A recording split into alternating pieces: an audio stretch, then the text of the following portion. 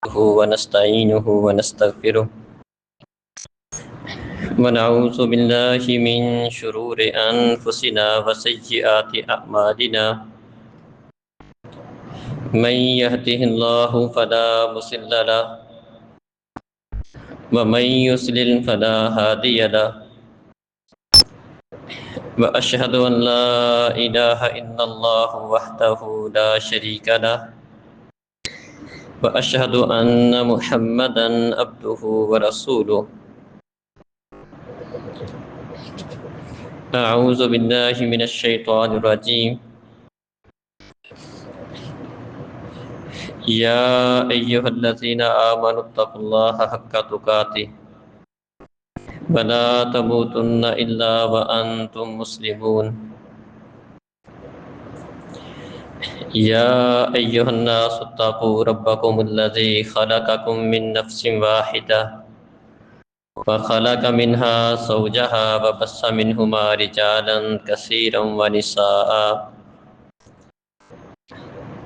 واتقوا الله الذي تساءلون به والأرحام إن الله كان عليكم رقيبا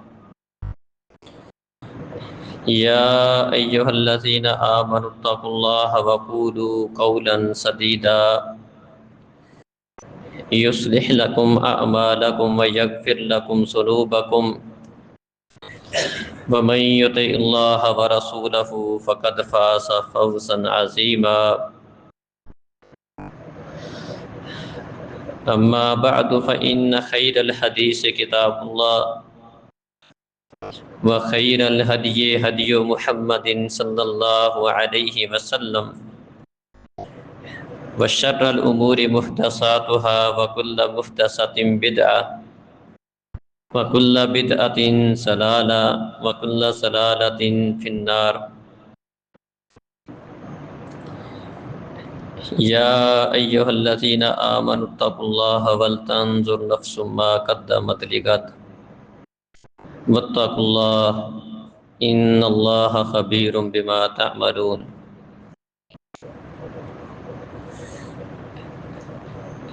محترم عزیز بھائیوں اور بزرگوں، معزز ماؤں بہنوں،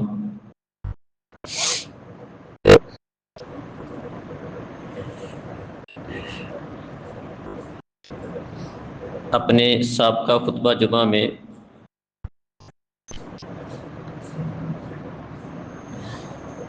میں نے آپ بھائیوں کے سامنے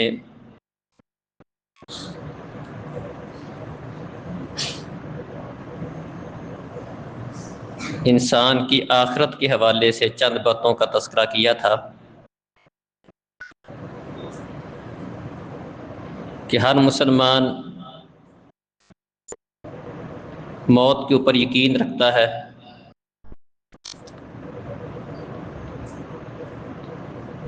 مرنے کے بعد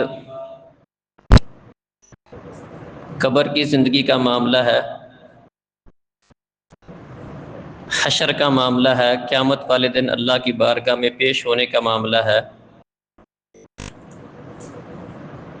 ہر مسلمان یہ عقیدہ اور سوچ رکھتا ہے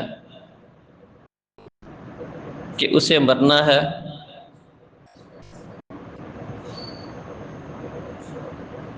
مرنے کے بعد اس کی قبر کی ایک زندگی ہے، وہ زندگی ہر اچھے اور برے انسان کو حاصل ہے۔ اچھے انسان کے لیے وہاں پر ایک اچھی زندگی ہے، اگرچہ اس زندگی کا ہماری زندگی کے ساتھ تعلق نہیں، جس طرح کہ ہماری زندگی کا اس زندگی کے ساتھ کوئی تعلق نہیں ہے، لیکن وہاں پر ہر انسان کو ایک زندگی حاصل ہے جس کو برزخ کی زندگی کہا جاتا ہے، اور اس کے بعد اللہ رب العزت کے سامنے پیش ہونے کا معاملہ ہے، حساب کتاب کا اور جنت اور جہنم کے فیصلے کا معاملہ ہے۔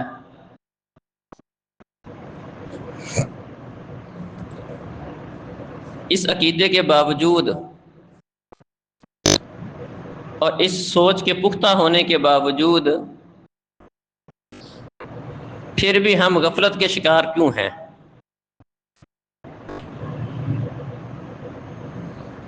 اس بات کو ہر بندہ جانتا ہے، قرآن مجید نے اس کے اوپر بڑا زور دیا ہے۔ قل ان الموت الذی تفرون منہ فإنہ ملاقیکم ثم تردون الی عالم الغیب فالشہادہ فینبئکم بما کنتم تعملون۔ اے نبی انہیں بتا دو، یقیناً جس موت سے تم بھاگتے پھرتے ہو،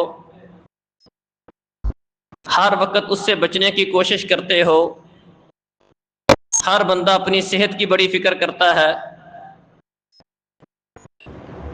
اور اس کی کوشش ہوتی ہے کہ ہر اس معاملے سے بچا جائے جس کی وجہ سے اس کو نقصان ہو سکتا ہے، اس کی موت واقع ہو سکتی ہے۔ فرمایا جس موت سے تم بھاگ رہے ہو وہ تمہیں یقیناً آ کے رہے گی، اور اس کے بعد تم ظاہر اور غیب کو جاننے والے کی طرف لٹائے جاؤ گے، اور وہ تمہیں تمہارے اعمال کے متعلق خبر دے گا جو دنیا میں تم کرتے رہے ہو، وہ سارے کچھ تمہیں بتائے گا۔ اور اللہ رب العزت نے چیلنج دیا ہے کہ میرے اس نظام سے کوئی باہر نہیں جا سکتا۔ کوئی کہے میں دنیا میں نہیں آتا، یا کہے میں دنیا سے نہیں جاؤں گا، یا کہے کہ میں قبر میں نہیں جاؤں گا، یا میں مٹی ہونے کے بعد نہیں اٹھوں گا، یا کوئی یہ کہے کہ میں اللہ کے سامنے کھڑا ہی نہیں ہوں گا۔ فرمایا یا معشر الجن والانس ان استطعتم ان تنفذوا من اقطار السماوات والارض فانفذوا لا تنفذون الا بسلطان۔ اے جنوں اور انسانوں کی جماعت، اگر تم زمین اور آسمان کے کناروں سے باہر نکل سکتے ہو تو نکل جاؤ۔ گویا کہ اللہ احکم الحاکمین نے چیلنج دیا ہے کہ تم میرے نظام سے باہر نہیں نکل سکتے۔ جس کو میں نے دنیا میں لانا ہے وہ انکار نہیں کر سکتا، نہیں بچ سکتا۔ جو نظام اللہ رب العزت نے رکھا ہے کوئی اس سے باہر نہیں نکل سکتا۔ چیلنج دیا کہ تم میرے نظام سے زمین و آسمان کے کناروں سے نکل سکتے ہو تو جاؤ، نکل جاؤ، اور تم غلبے کے بغیر تو نکل سکتے نہیں، نہ تمہیں مجھ پر غلبہ ہوگا اور نہ تم نکل سکو گے۔ مطلب ہر انسان اس نظام کا پابند ہے، جو اس نظام کو مانتا ہے وہ بھی پابند ہے، اور جو نہیں مانتا اس کا انکاری ہے، تاکہ اللہ رب العزت کا بھی انکاری ہے، وہ بھی اسی نظام کا پابند ہے۔ اور پھر یہ موت ایک ایسی چیز ہے جس کا وقت، جس کی جگہ، اس کا کسی کے ہاں تعین نہیں ہے یقینی، لیکن یہ موت کب آ جائے، یہ مہلت کب ختم ہو جائے، فما تدری نفس ماذا تکسب غدا فما تدری نفس بأی ارض تموت۔ اللہ فرماتے کسی بھی انسان کو پتہ نہیں کہ اس کے آنے والے حالات کس قسم کے ہوں گے، کل اس کے ساتھ کیا بیتے گی، آئندہ آنے والا مرحلہ اس کے اوپر کس طرح کا ہوگا، اور کوئی بھی نفس یہ بات نہیں جانتا بأی ارض تموت کو اسے کس زمین کے اندر موت آئے گی۔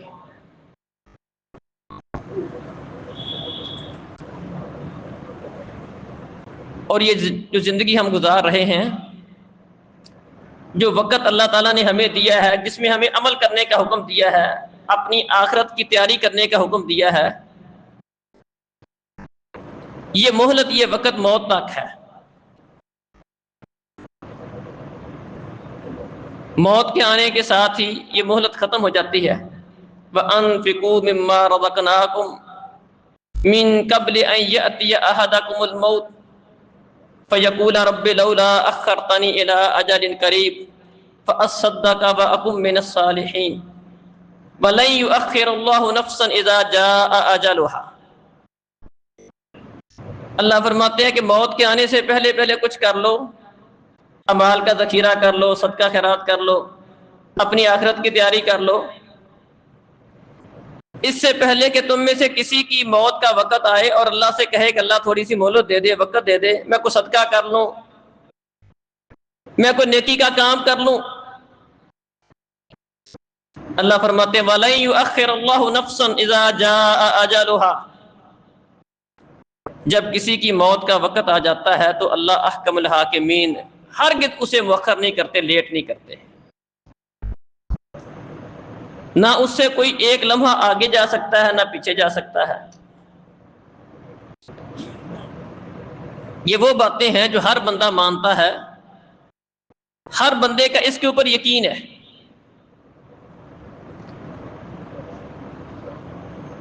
لیکن اس کے باوجود غفلت کا ہم شکار ہیں۔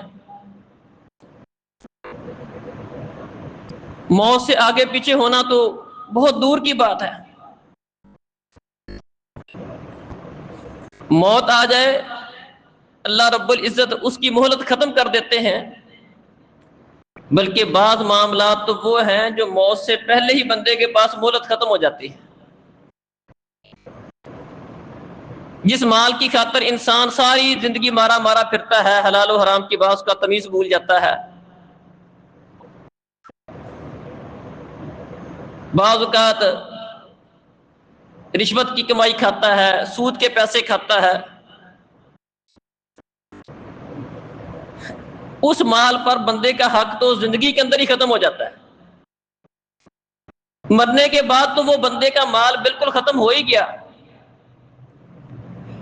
فرمایا کہ انسان مر جاتا ہے، ہر وقت اپنے مالی کے چکر میں رہتا ہے، میرا مال میرا مال، اسی کے اوپر جھگڑے ہیں، کیس ہوتے ہیں، معاملات بنتے ہیں، قتل ہو جاتے ہیں۔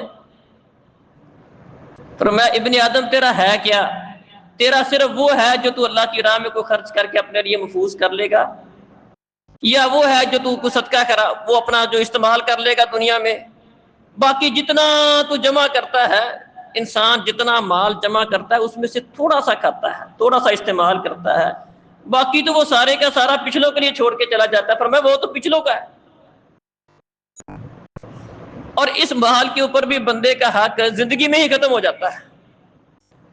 نبی کریم صلی اللہ علیہ وسلم نے فرمایا کہ اگر کوئی بندہ اپنے مال کے اندر وصیت کرنا چاہے کہ میرا مال میرے مرنے کے بعد فلاں بندے کو دے دینا، فلاں مسجد میں دے دینا، فلاں مدرسے میں دے دینا، فلاں غریب کو مسکین کو دے دینا، میرے فلاں رشتہ دار کو دے دینا، فرمایا کہ اپنے مرنے کے بعد اس کو صرف اور صرف 1/3 ثلث مال کی وصیت کرنے کا حق ہے، اس سے زیادہ کا حق نہیں ہے۔ جس کو وہ سمجھتا ہے کہ میں مال کا مالک ہوں، جس کے لیے حلال و حرام کی تمیز بھول گیا، اللہ رب العزت نے اس کے مرنے سے پہلے ہی اس کے 2/3 کا حق اس سے چھین لیا۔ 2/3 کا تو مالک ہی نہیں رہا، مرنے کے بعد تو صرف اور صرف ثلث کی وصیت کر سکتا ہے، تیسرے حصے کی وصیت کر سکتا ہے۔ اگر کوئی یہ کہے دے کہ میرا سارا مال جی فلاں مدرسے کو دے دینا، شریعت کہتی ہے نہیں، زندگی میں دیتا تو دے دیتا، اب مرنے کے بعد نہیں ملے گا، مرنے کے بعد صرف تیسرا حصہ 100 میں 33 روپیہ تو مل سکتے ہیں، باقی کے اوپر تیرا حق ختم ہو چکا تھا، باقی وہ تیرا رہا ہی نہیں تھا۔ اللہ اکبر۔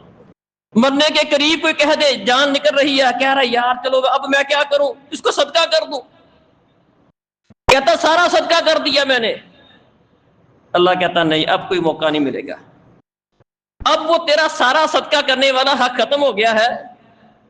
ایک بندے نے صدقہ کیا تھا، اس کے کچھ غلام تھے، اس کو اپنے قریب الوفات اس نے سب کو آزاد کر دیا، پیارے نبی صلی اللہ علیہ وسلم نے ان غلاموں کو واپس بلوایا، ان کو فروخت کیا، تیسرا حصہ صدقہ کر دیا، 2 کو غلاموں اس کے وارثوں کو دے دیا۔ مرنے کے قریب کوئی ایسا کرے اس کا حق ہی ختم ہو گیا۔ اللہ اکبر۔ جس توبہ کے اوپر اللہ تعالیٰ نے زور دیا ہے، نیکی کر لو، اللہ کو منا لو، اللہ غفور و رحیم ہے، معاف کر دیتا ہے، بڑا بخشنے والا ہے، اللہ کی رحمت بڑی وسیع ہے، مرنے کے بعد تو مہلت ختم ہو ہی جاتی ہے۔ اذا مات الانسان انقطع عنہ عملہ، انسان مر گیا، اب عمل کا سلسلہ بند، بس ختم۔ ایک وقت تھا، پیریڈ تھا تمہارے ساتھ 60 70 80 سال کی زندگی تمہیں دی تھی، جب اس روح کا اور اس جسم کا تعلق ختم ہو گیا، اب عمل کا سلسلہ بھی ختم ہو گیا۔ پیچھے والے عمل کریں گے وہ پیچھے والوں کا ہوگا، اس عمل کا اس کے ساتھ کوئی تعلق نہیں ہوگا۔ نمازیں پیچھے والے پڑھے بخشا یہ جائے، قرآن وہ پڑھے بخشا یہ جائے، ایسا نہیں ہوگا۔ ہاں 3 عمل فرمایا ایسے ہیں مرنے کے بعد فائدہ دیتے ہیں، اگر غور کیا جائے تو وہ تینوں کے تینوں عمل بھی اس کے اپنے عمل ہیں، بس فرق اتنا ہے کہ اس کے مرنے کے بعد ان کا سلسلہ جاری تھا، اس لیے مرنے کے بعد بھی اس کو اس کا ثواب ملتا رہا۔ وہ صدقہ جاریہ کر گیا تھا، اس کا اپنا عمل ہے، مسجد بنا دی، مدرسہ بنا دیا، کنواں لگوا دیا، کوئی بھی اچھا کام جاری کر گیا، جب تک فرمایا سلسلہ چلے گا ثواب ملے گا، وہ تو اس کا اپنا عمل ہے۔ وہ تو اس وجہ سے ثواب مل رہا کہ اس نے زندگی میں کیا تھا، وہ تسلسل باقی تھا، جب تک تسلسل باقی ہے ثواب ملے گا۔ نیک اولاد چھوڑ گیا، جب تک دعا کرتی ہے، اچھا کام کرتی ہے، نماز پڑھتی ہے، قرآن پڑھتی ہے، دین کی خدمت کرتی ہے، جب تک وہ نیکی کے کام کرتی ہے، اس کی تربیت کا اس میں عمل دخل تھا، اچھی تربیت کر کے گیا تھا، دین کا عالم بنایا تھا، حافظ بنایا تھا، نماز کا عادی بنایا تھا، سچ بولنے کے اوپر اس کی تربیت کی تھی، حلال و حرام کی اس کو تمیز سکھائی تھی،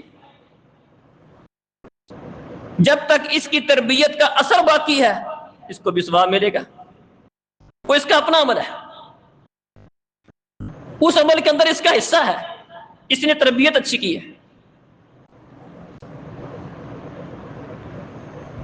نفع بخش علم چھوڑ گیا، اچھی کتاب لکھ گیا، کوئی توحید کے اوپر، عقیدے کے اوپر، کتاب و سنت کے مطابق کوئی اچھی کتاب لکھ گیا، اچھی تحریر لکھ گیا، اچھا علم پیچھے چھوڑ گیا، کوئی علمی سلسلہ اس کے پیچھے جاری ہے، بندہ فوت ہو گیا، اس کے پاس پیچھے کافی سارے اس کے دین کے شاگرد موجود ہیں جن کو اس نے حافظ، عالم، قاری بنایا تھا، کوئی دینی کتابیں اس نے لکھی تھی، قرآن کی کوئی تفسیر لکھی تھی، حدیث کی کوئی شرح لکھی تھی، اب اس کے بعد وہ اس کا بنایا ہوا شاگرد، تیار کیا ہوا شاگرد لوگوں کی جا کے تربیت کرتا ہے، انہیں قرآن سکھاتا ہے، قرآن سمجھاتا ہے، عقیدہ سمجھاتا ہے، انہیں واعظ و نصیحت کرتا ہے، انہیں آخرت کی فکر دلاتا ہے، چونکہ اس کا بھی اس میں حصہ ہے، اس نے اس کی تربیت کی تھی، اس کو عالم بنایا تھا، اس نے سارا دن بیٹھ کے اس کو قرآن یاد کروایا تھا، اس کو اس وجہ سے ثواب مل رہا ہے۔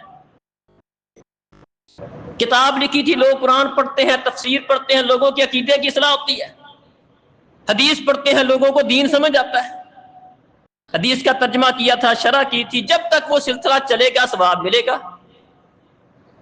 لیکن غور کریں تو یہ تینوں کے تینوں عمل وہ ہیں جو اس کے اپنے عمل ہیں جس کا ثواب ملتا ہے، باقی پیچھے والے کریں، یہ مر گیا، اس نے اپنے بچے کو قرآن پڑھایا ہی نہیں، اس کو نماز پہ لگایا ہی نہیں، بلکہ اس کو الٹی تربیت کرتا رہا، حرام کھلاتا رہا، حرام کاموں پہ لگاتا رہا، اس کے سامنے غلط کرتا رہا، اس کو دیکھ کے وہ بھی غلط کرنے لگ گیا،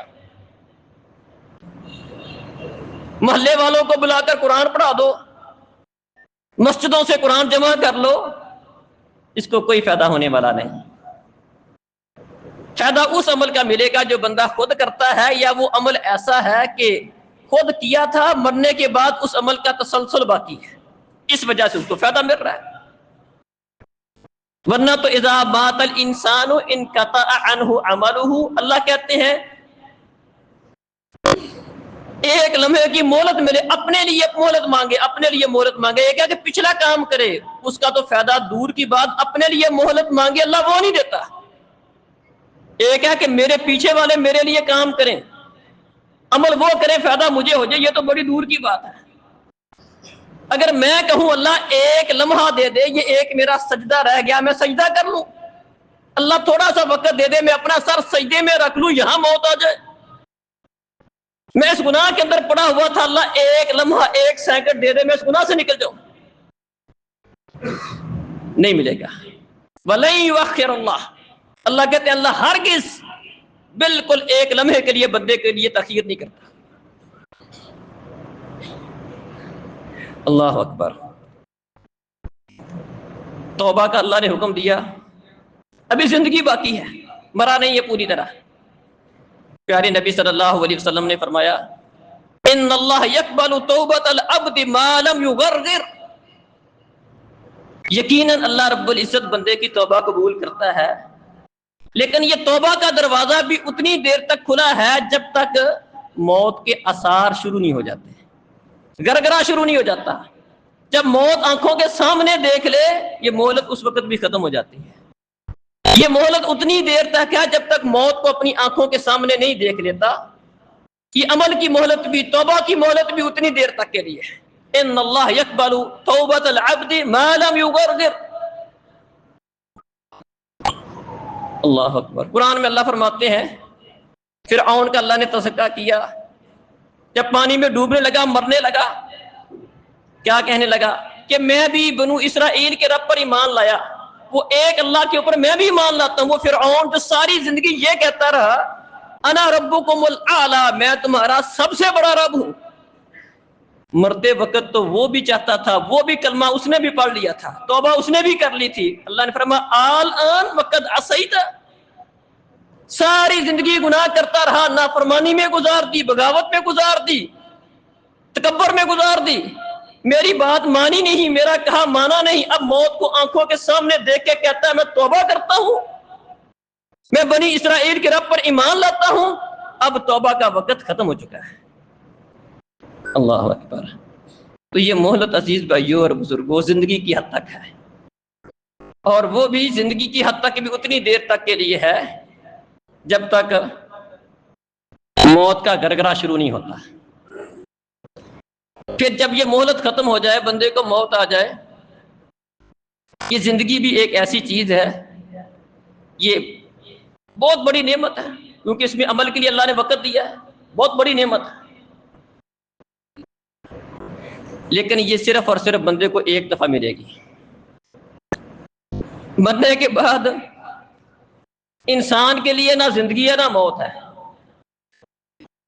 اس زندگی کے بعد دوبارہ زندگی نہیں، اور یہ جو موت ہمیں آ گئی ہے اس کے بعد دوبارہ موت نہیں۔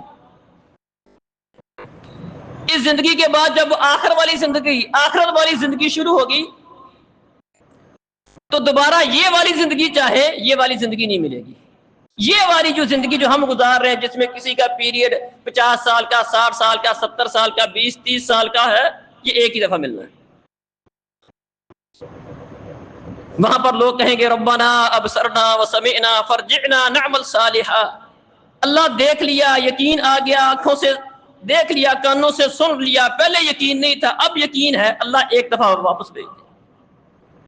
اللہ کہیں گے اللہ تو نے 2 دفعہ زندگی دی، 2 دفعہ مارا، ایک موقع اور دے دے۔ اللہ کہتے ہیں کلا انہا کلمۃ ھو قائلھا، یہ اس کی منہ کی بات ہے، بس نہ اس کو مہلت ملنے والی ہے، اگر مل بھی جائے تو یہ دوبارہ پھر اس نے وہی کچھ کرنا ہے جو دنیا میں کر کے آیا تھا۔ یہ مہلت صرف اور صرف ایک دفعہ ہے،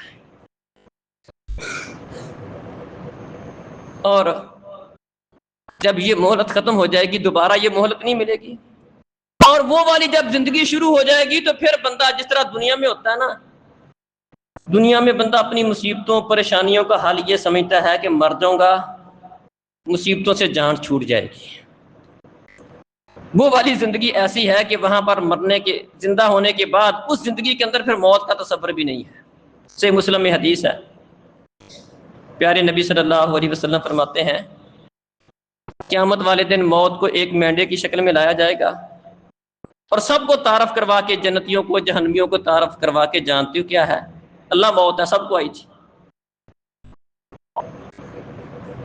سب کے سامنے موت کو ذبح کر دیا جائے گا، اور اعلان ہوگا جنتیوں اب تم نے ہمیشہ جنت میں رہنا ہے، جہنمیوں اب تم نے بھی ہمیشہ جہنم میں رہنا ہے۔ اب موت کسی کو نہیں آنی، اس زندگی میں موت کا تصور نہیں۔ جہنمی تنگ پڑ کر آخری حال کے طور پر وَنَادَوْا يَا مَالِكُ، مالک جہنم کا دروگا ہے، اس کو بلائیں گے، لِيَقْضِ عَلَيْنَا رَبُّكَ، اپنے رب سے کہے کہ ہمارا کام تمام کر دے، ہمارا قصہ تمام کر دے، ہمیں موت ہی دے دے۔ اللہ کیا فرمائیں گے؟ اِنَّكُمْ مَاكِثُونَ، یہاں موت نہیں ہے، تم نے یہاں ہمیشہ رہنا ہے، اس زندگی کے اندر موت نہیں ہے۔ اللہ اکبر۔ تو بھائیوں اور بزرگوں، یہ مہلت ایک دفعہ بندے کو ملنی ہے۔ اس غفلت کو کیسے ختم کیا جا سکتا ہے؟ یہ بات سب جانتے ہیں، جو باتیں میں آپ کے سامنے کر رہا تھا یہ سب جانتے ہیں، سب مسلمانوں کا اس کے اوپر عقیدہ ہے۔ ضرورت اس بات کی ہے کہ ہم اس بات کو اپنے ذہنوں میں بٹھائیں، اس کے اوپر ہماری سوچ پختہ ہونی چاہیے، راسخ ہونی چاہیے، اور ہمیں اپنے اس مرنے کی فکر، اس کی طرف دھیان، اس کا تذکرہ، یہ چیزیں ہمارے ذہن میں ہونی چاہیے۔ پیارے نبی صلی اللہ علیہ وسلم فرمایا اکثروا ذکر حازم لذات الموت، اے میرے صحابہ، میری امت کے لوگوں، اس موت کو بہت زیادہ یاد کیا کرو جو موت بندے کی لذتوں کو توڑ کے رکھ دینے والی ہے۔ اس موت کو کثرت سے یاد کیا کرو۔ پیارے نبی صلی اللہ علیہ وسلم کا آخری وقت تھا، حالانکہ آپ امام المتقین ہیں، امام الانبیاء ہیں۔ اگر کوئی بندہ موت کی سختی سے محفوظ ہوتا تو یقیناً اس کا سب سے زیادہ حقدار کون تھا؟ پیارے نبی صلی اللہ علیہ وسلم تھے۔ لیکن پیارے نبی صلی اللہ علیہ وسلم کی حالت پر کیفیت یہ تھی کہ آپ نے ایک پانی میں ہاتھ رکھا ہوا ہے، بار بار ہاتھ گیلا کر کے اپنی پیشانی پہ پھیر رہے ہیں اور فرما رہے ہیں ان للموت سکرات، موت کی بڑی سختیاں ہیں۔ اللہ اکبر۔ فرمایا اکثروا ذکر حازم لذات الموت، اس لذتوں کو توڑ دینے والی، لذتوں کی خاطر بندہ دنیا کی عیشوں، لذتوں، سہولتوں، ان کی خاطر موت کو فراموش کرتا ہے۔ فرمایا یہ لذتوں کو توڑ دینے والی موت کو کثرت سے یاد کیا کریں۔ زوروها، فرمایا انی نہیتکم عن زیارت القبور فزوروها فانها تذکر الاخرہ، میں تمہیں قبروں کی زیارت سے منع کیا تھا، قبرستان جایا کرو، قبروں کو دیکھا کرو، تمہیں اپنا مرنا یاد آئے گا۔ ویسے یہ بھی ہمارا لیے ایک لمحہ فکریہ ہے، قبروں پر جانا، مزاروں پر تو لوگ جاتے ہیں جہاں پر ڈھول ڈمکے ہوتے ہیں، شرک کے اڈے بنے ہوئے ہیں۔ اصل جہاں پر بندے کو موت یاد آتی ہے وہاں تو بندے کو پہلے بھی بھول جاتی ہے۔ جہاں موت یاد آتی ہے وہ قبرستان ہے، عام قبرستان ہے، وہاں جاؤ، پرانی قبریں ہیں، گری ہوئی قبریں ہیں، میں نے بھی یہاں پر آنا ہے، تمہیں اپنا مرنا یاد آئے گا۔ ہماری حالت اور کیفیت کیا ہوتی ہے؟ جنازہ ہوتا ہے، نبی کریم صلی اللہ علیہ وسلم کے پاس ایک جنازہ گزرا، یہودی کا جنازہ تھا، مسلمان کا بھی نہیں تھا، یہودی کا جنازہ تھا۔ نبی صلی اللہ علیہ وسلم کھڑے ہو گئے، اگرچہ یہ حکم منسوخ ہے، نہ بھی کھڑے ہو تو کوئی مسئلہ نہیں۔ نبی صلی اللہ علیہ وسلم کھڑے ہو گئے کہ اللہ کے رسول یہ یہودی کا جنازہ ہے۔ فرمایا ان للموت فزع، الموت فزع، موت ایک گھبراہٹ والی چیز ہے، موت تو ہے نا، کسی کی موت واقع ہوئی ہے، موت آئی ہے۔ اب تو لوگ جنازوں پر آتے ہیں، پرواہ کوئی نہیں ہوتی کسی جنازے پر ہے یا فنکشن پر ہے۔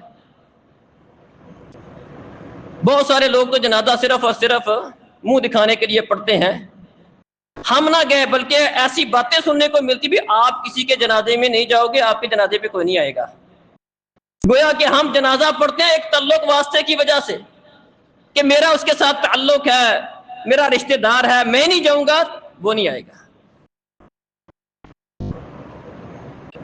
یہ 2-3 دفعہ ہماری اس مسجد میں یہ ہو چکا ہے، بلکہ پچھلی دفعہ تو ہم نے اس کی ویڈیو چیک کی کیمرے کے اندر۔ جنازہ پڑھنے کے لیے لوگ آتے ہیں، اتنے بدبخت بھی موجود ہیں، پچھلی ویڈیو میں ہم نے اس میں دیکھا، بندے کو ٹریس کیا، اس کو ہم نے پہچانا بھی۔ جنازہ پڑھنے کے لیے باقاعدہ آیا ہے، اس نے وضو کیا ہے، جیب سے ٹوپی نکال لی ہے، سر پہ ٹوپی لی ہے، لوگ جنازہ پڑھ کے جا رہے ہیں۔ وہ میت کے جب لوگ منہ دیکھنے کے لیے قریب ہو رہے ہیں، وہ کسی کے قریب ہوا اور اس کی جیب میں سے موبائل نکالا، اپنی جیب میں ڈال لیا۔ یہ حال اب کئی سارے لوگوں کا ہے، یہ 2-3 دفعہ ہماری اس مسجد میں ہو چکا ہے، وہ بھی مسلمان کلمہ پڑھنے والے ہیں، اتنی بھی مطلب خدا خوفی بالکل نہیں رہی۔ جنازے پہ لوگ آئیں گے، جو ہی میت وہاں پر اس کی تدفین ہو رہی ہے، 2-4 گروہ وہاں پر کھڑے ہو، کوئی سگریٹیں نکال کے سگریٹ پینا شروع کر دے گا۔ بالکل اس بات کا احساس نہیں کہ وہ قبرستان جہاں پر پیارے نبی نے فرمایا جہاں جایا کرو تمہیں اپنے مرنا یاد آئے گا، میت لے کر آئے ہیں اس کی تدفین کے لیے، کوئی مرنے کی بات، کوئی آخرت کی بات، اس کی فکر ہی کوئی نہیں، اس طرح کی بات ہی کوئی نہیں ہوتی۔ وہاں بھی وہ دنیا کی باتیں، وہ اس طرح کی معاملات ہوتے ہیں، وہ سگریٹ نکال کے بیٹھے ہیں، کسی تدفین میت والے گھر میں جائیں گے، وہاں پر وہ ایک باقاعدہ حقہ چل رہا ہوتا ہے، سگریٹ پی رہے ہوتے ہیں، اخبار پڑھ رہے ہوتے ہیں، وہاں بھی وہ موت کی باتیں شاتوں کا تصور ہی کوئی نہیں ہوتا۔ پیارے نبی ایک یہودی کی میت کو دیکھ کر، اس کو موت آئی تھی، اب کھڑے ہو گیا، کہا اللہ کے رسول یہ تو یہودی ہے، کیا موت تو ہے؟ الموت فضا، موت ایک گھبراہٹ والی چیز ہے۔ اللہ اکبر۔ تو محترم بھائیوں اور بزرگوں، ضرورت اس بات کی ہے ہم اس بات کو کثرت سے یاد کریں، مرنا اس کی فکر کریں۔ اور اس کی دلیل اور علامت کیا ہے؟ جس بندے کو اپنے مرنے کی فکر ہے، اس کی علامت اور دلیل کے طور پر بھی پیارے نبی صلی اللہ علیہ وسلم نے کچھ چیزیں ذکر کی ہیں۔ زندگی گزارنے کا ایک اسلوب کیا بتایا ہے کہ جس کو مرنا یاد ہوتا ہے وہ کس طرح کی زندگی گزارتا ہے۔ کن فی الدنیا کانک غریب او عابر سبیل، دنیا میں زندگی اس طرح گزارو جس طرح کوئی مسافر ہو، کوئی اجنبی ہو، اس طرح زندگی گزارو۔ اتنا زیادہ دنیا کے اندر مست ہو جانا، دنیا کے ساتھ دل لگا لینا، یہ اس بات کی دلیل اور علامت ہے اس کو اپنا مرنا یاد نہیں، ورنہ اس کی کچھ فکر کرتا۔ ابن عمر بیان کیا کرتے تھے، اذا اصبحت فلا تنتظر المساء واذا امسيت فلا تنتظر الصباح وخذ من صحتك لسقمك ومن حياتك لموتك۔ صبح ہو جائے شام کا انتظار نہ کر، شام ہو جائے صبح کا انتظار نہ کر۔ وخذ من صحتك لسقمك، اللہ نے تندرستی دی ہے، بیماری سے پہلے کچھ کر لے۔ زندگی دی ہے، مہلت دی ہے، موت سے پہلے کچھ کر لے۔ جوانی دی ہے، بڑھاپے سے پہلے کچھ کر لے۔ مال دیا ہے، فقیری سے پہلے کچھ کر لے۔ خذ من صحتک لسقمک ومن حیاتک لموتک، اس سے فائدہ اٹھا لے۔ اللہ اکبر۔ اذا قمت فی صلاتک فصل صلاۃ مودع، ہماری حالت کیا ہوتی ہے؟ عام نمازوں میں بھی ہماری حالت اسی طرح کی ہوتی ہے۔ نماز میں خشوع خضوع بڑا اہتمام کے ساتھ پڑھنا تو دور کی بات ہوتی ہے، ہم نماز پڑھتے ہیں بطور باقاعدہ ایک صرف فارمیلٹی پوری کرنے کے لیے۔ جو پڑھتے ہیں ان میں سے بہت ساروں کی حالت اور کیفیت یہ والی ہوتی ہے، جو نہیں پڑھتے وہ تو اللہ ان کے اوپر حال کے رحم کرے۔ جمعہ ہوتا ہے، جمعے میں ہماری عادت اور روٹین اکثر بھائیوں کی شروع میں یہ 2-3 صفیں ہوتی ہیں، باقی ساری مسجد خالی ہوتی ہے۔ عثمان رضی اللہ عنہ لیٹ ہوئے تھے، ابو بکر صدیق رضی اللہ عنہ نے خطبہ روکا۔ ابو بکر عمر فاروق نے خطبہ روکا اور کہا عثمان یہ کون سا وقت ہے جمعے میں آنے کا؟ کہا بس جی میں نے وہ وضو کیا اور فوراً آ گیا جی، کسی کام پہ گئے تھے۔ عمر فاروق رضی اللہ عنہ خطبہ روک کر اس سے پوچھا، مطلب کیا ہوا کہ لوگوں کی یہ روٹین اور عادت نہیں تھی، جمعہ شروع ہو رہا ہے اور بندہ آہستہ آہستہ فارمیلٹی پوری کرنے کے لیے آئے۔ فرشتے کھڑے ہوتے ہیں دروازے پر، نام لکھ رہے ہوتے ہیں، یہ فلاں گھڑی میں ہے، فلاں وقت میں آیا ہے، اس کو اتنا ثواب دو، اتنا ثواب دو، اس کا نام لکھو۔ اذان ہو جاتی ہے، خطبہ شروع ہو جاتا ہے، فرشتے بھی اپنا رجسٹر بند کر کے آ کے خطبہ سننے کے لیے بیٹھ جاتے ہیں۔ بعد میں آنے والے وہ اس مبارک رجسٹر کے اندر ان کا نام نہیں لکھا جاتا۔ نماز ان کی ادا ہوگی، فرض ادا ہو گیا، لیکن وہ جو جمعے کے لیے آئے تھے، جن کو ہر قدم پر نیکی ملنی تھی، گناہ معاف ہونا تھا، اس جمعے سے لے کر اگلے جمعے تک کے گناہ معاف ہونے تھے، یہ ساری فضیلتیں، وہ اونٹ کی قربانی، گائے کی قربانی، بکرے چھترے کی قربانی، یہ مرغی کی قربانی، انڈے کی قربانی، یہ سارا کچھ محروم۔ صرف اتنا ہوا کہ ہاں انہوں نے 2 رکعتیں فرض پڑھ لیے، فرض ان کے ادا ہو گئے بس۔ 15-20 منٹ اگر بندہ پہلے آ جائے، کم از کم اپنا نام ہی رجسٹر میں لکھوا لے۔ نماز میں ہمیشہ لیٹ آنا، پچھلی صفوں میں کھڑے ہونا، جلدی بھاگنے کی فکر کرنا۔ اللہ اکبر۔ صحابی رسول کہتا ہے اللہ کے رسول کو نصیحت کر دیں، پیارے نبی نے فرمایا اذا قمت فی صلاتک فصلی صلاۃ مودع، میرے صحابی پہلی نصیحت کیا کی؟ فرمایا جب بھی تو نماز پڑھنے کے لیے کھڑا ہو، اپنی نماز کو یہ سمجھ کے پڑھ کہ یہ میری زندگی کی آخری نماز ہے۔ تیری سوچ اس میں ہر وقت یہ بات ہونی چاہیے کہ پتہ نہیں میری یہ مہلت کب ختم ہو جائے۔ آپ نے اپنے صحابہ کی اس طرح تربیت کی، اس طرح ذہن بنایا کہ اپنے ہر معاملے میں اس طرح کا معاملہ کرو کہ یہ پتہ نہیں اس کے بعد اگلی نماز کا وقت آئے گا کہ نہیں آئے گا۔ صبح ہوگی شام آئے گی کہ نہیں آئے گی، شام ہوگی صبح آئے گی کہ نہیں آئے گی، اور ہوتا بھی ایسا ہی ہے۔ کتنے لوگ ہیں ہمارے ساتھ، یہ اسی مسجد کے اندر بہت سارے لوگوں کو ہم جانتے ہیں، اسی مسجد کے نمازی تھے، اب نہیں ہے۔ اور سارے بوڑھے نہیں تھے، کئی اس میں نوجوان تھے، بچے بھی تھے۔ اللہ اکبر، یہ شیطان کا دھوکہ ہوتا ہے۔ شیطان جس طرح بندوں کو کئی اور طریقوں سے بندے کو پٹری سے اتارتا ہے، اس کا ایک دھوکے کا طریقہ یہ بھی ہے کہ وہ اس کو امیدیں دلاتا ہے۔ وَلَأُمَنِّيَنَّهُمْ، قسم اٹھائی تھی کہ میں انہیں گمراہ کروں گا، گمراہی کے لیے طریقہ کون سا اختیار کروں گا؟ وَلَأُمَنِّيَنَّهُمْ، امیدیں دلاؤں گا۔ کئی طرح کی امیدیں دلاتا ہے۔ تو امت محمدیہ کا فرد ہے، امت محمدیہ کے سارے افراد نے جنت میں چلے جانا ہے، آخر کار تجھے جنت میں نہیں جانی ہے۔ کئی طرح کی امیدیں، کسی کو امیدیں دلاتا تیرے پاس وقت ہے، مہلت ہے، ٹھیک ہو جائے گا، کر لے گا، اپنے آپ کو متبع سنت بنا لے گا، اپنی شکل و صورت اسلام کے مطابق کر لے گا، کوئی مسئلہ نہیں ہے، ابھی جوانی ہے۔ اللہ اکبر۔ تو عزیز بھائیو اور بزرگوں، یہ ساری باتیں کرنے سے مقصود یہ ہے کہ ہمیں اس موت کی فکر کرنی چاہیے۔ یہ زندگی ایک امانت ہے، ایک مہلت ہے۔ یہ اللہ رب العزت نے اس مقصد کے لیے دی ہے کہ اس میں ہم اپنی آخرت کی فکر کریں۔ زندگی کی ضروریات کا خیال رکھنا منع نہیں ہے، لیکن ضروریات کو مقصد بنا لینا یہ غلط ہے۔ ضروریات کو اتنا سر پہ سوار نہ کرے، دنیا کو اتنا سر پہ سوار نہ کرے کہ دنیا بندے کی زندگی کا مقصد بن جائے۔ مقصد آخرت ہے۔ وما خلقت الجن والانس الا ليعبدون، مقصد آخرت ہے۔ یہ باقی دنیا کے کاروبار، یہ دنیا کے دھندے، یہ بندے کی ضرورت ہے، اس کو ضرورت کی حد تک رکھا جائے، ضرورت کو مقصد نہ بنایا جائے۔ ہم نے ضرورت کو مقصد بلکہ مقصد میں مقدم کر لیا، اور جو اپنا مقصد تھا وہ بھول گئے۔ اللہ سمجھنے اور عمل کی توفیق عطا فرمائے۔